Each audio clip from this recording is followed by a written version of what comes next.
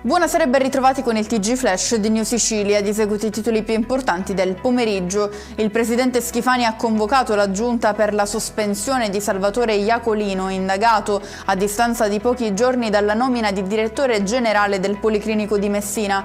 Le accuse sono di concorso esterno in associazione mafiosa e corruzione aggravata.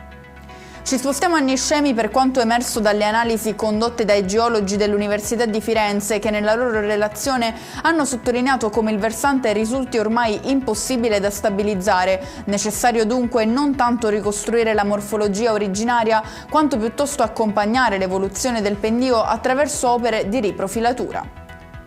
E rimaniamo ancora a Niscemi per lo smottamento che ha interessato il territorio circostante alla base MUOS degli Stati Uniti. A intervenire sono alcuni esponenti del movimento No MUOS, che sottolineano di aver indicato le criticità geologiche della zona già 15 anni fa, ma di non essere mai stati ascoltati.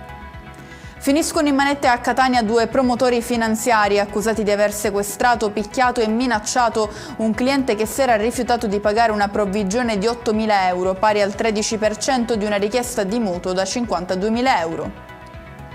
Chiudiamo con le previsioni meteo per domani. Si attende in Sicilia un graduale annuvolamento che potrebbe comportare anche l'avvento di deboli piogge. La Protezione Civile regionale comunque non ha diramato alcuno stato di allerta.